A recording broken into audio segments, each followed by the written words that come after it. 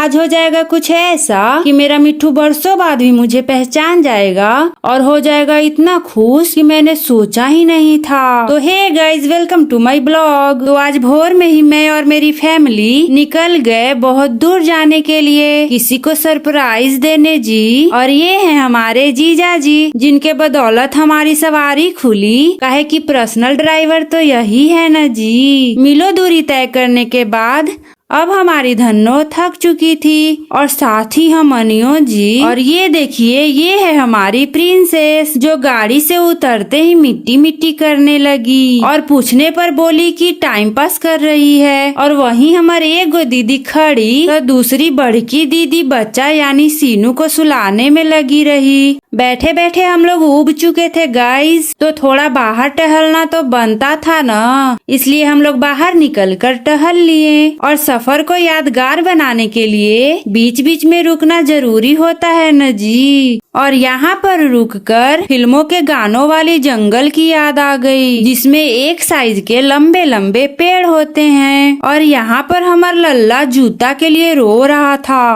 क्या करेगा? जूता पहनेगा?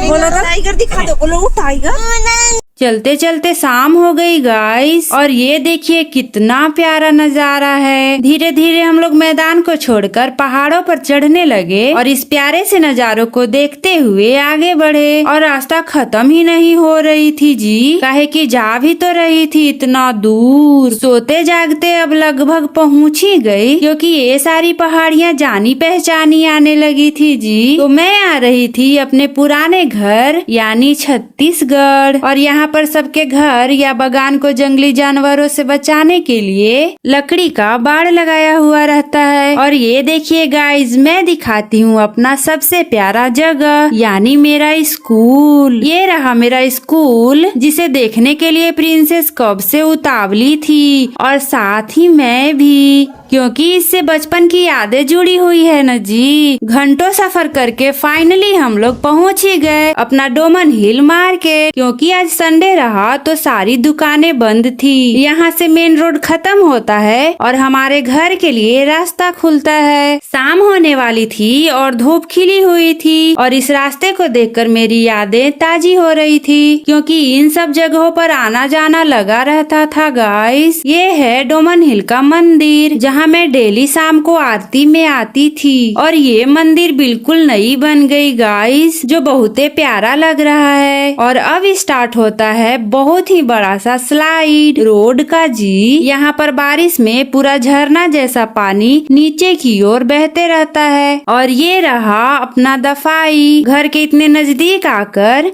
मन को संतुष्टि मिला जी, क्योंकि हम लोग आए थे सरप्राइज देने। तो हम लोग को वहाँ घर पहुँचे देख हमारी फुआ का तो खुशी का ठिकाना ही नहीं रहा जी। फिर एक एक करके हम सभी आशीर्वाद लिए, और यही है वो घर जहाँ मेरा बचपन बीता है। घर पहुँचते ही यहाँ स्टार्ट हो गया कुछ रीति रिवाज, जिसमें हमारी प्यारी भाभी हम सभी के पैरों में तेल लगाई, तो वहीं जीजा जी के पैरों को ठंडे ठंडे पानी से धोने लगी। और बड़ों के साथ साथ बच्चे भी एक दूसरे से मिलकर बहुत खुश हुए। फिर हमारा चलने लगा गपशप, तो वहीं हमारा करनू सोकर उठ गया और देखकर पूरा बोलने लगा। इसके बोलने का मतलब ये होता है कि अपना हाथ दो जिससे मैं खेलूंगा। तो आज के ब्लॉग में इतना ही। Bye bye guys.